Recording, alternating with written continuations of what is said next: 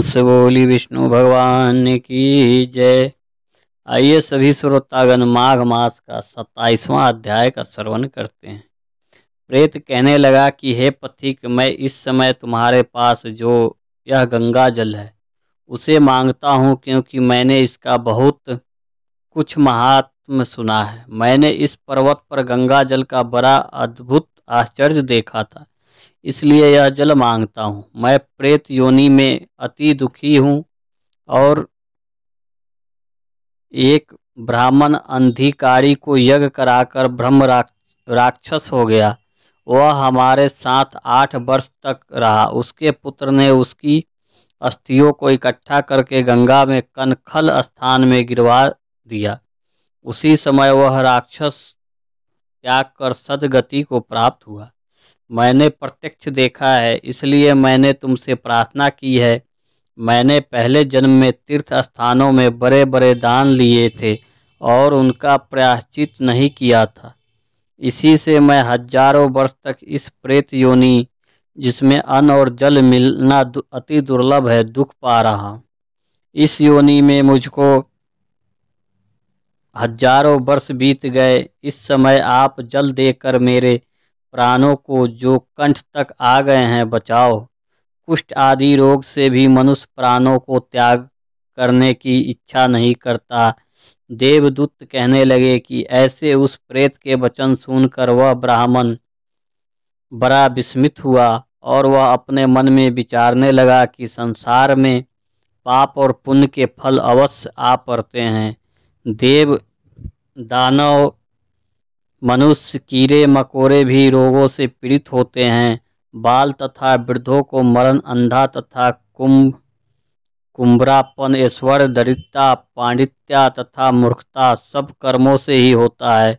इस कर्म भूमि में जिन्होंने न्याय से धन इकट्ठा किया वह धन्य हैं। यह सुनकर प्रेत गदगद वाणी में बोला, हे पथिक, मैं जानता हूँ कि आप सर्वज्ञ हैं। आप मुझको जीवन का आधार जल इस प्रकार दो जैसे मेघ चातक को देता है। तब पथिक कहने लगा कि हे प्रेत, मेरे माता पिता भृगु क्षेत्र में बैठे हैं। मैं उन्हीं के लिए जल लाया हूँ। अब बीच में तुमने गंगा के संगम का जल मांग लिया। अब मैं इसे धर्म संदेह में पड़ गया कि क्या कांड वस्तु में यज्ञों को इतना नहीं मानता जितना प्राण रक्षा को मानता हूँ। इसलिए प्रेत को जल देकर तृप्त करके माता पिता के लिए फिर जल लाऊंगा। लोमा जी कहने लगे कि इस प्रकार उस पथिक ने गंगा यमुना के संगम का जल उस प्रेत को दिया।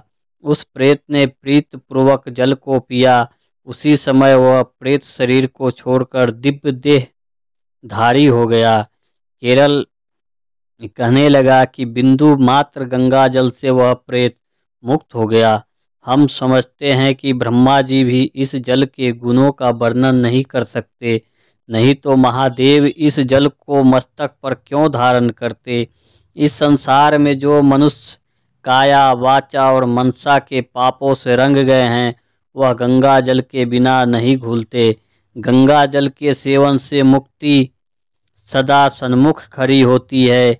जिसके जल को स्पर्श करते ही प्रेत प्रेतत्व को छोड़कर मुक्ति को प्राप्त होता है। जो गंगा स्नान करता है वह वैष्णव पद को प्राप्त होता है।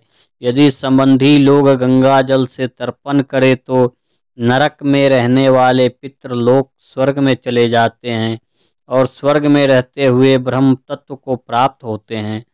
गंगा जल के समान और कोई मुक्ति का साधन नहीं।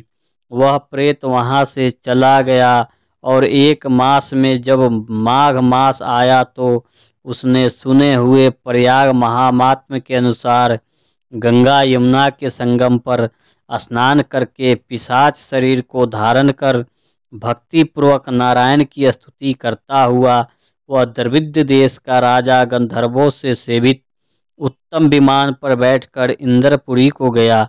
सो हे द्विजी, यह इतिहास पापों का जल्दी ही नाश करता है। इसमें धर्म का ज्ञान होता है। यह पुण्य, यश तथा कीर्ति को बढ़ाने वाले हैं। ज्ञान तथा मोक्ष का देने वाला है। तुम भी सद्गति को पाने के लिए प्रयाग चलो। वहाँ पर हम ऐसा स्नान करें जो देवताओं को दुर्लभ होता है। वहाँ पर श्राप से पैदा हुआ पिशाचपन सब नाश हो जाएगा। इस प्रकार लोमा जी के मुख से अमृतमयी मधुर कथा को सुनकर मानो अमृत पीकर सब प्रसन्न हुए और पाप रूपी समुद्र से पार हुए। उन्हीं के साथ सब लोग ने दक्षिण दिशा को प्रस्थान किया। प्रेम से बोलिए विष्णु भगवान की जय। 27वां अध्याय संपूर्ण।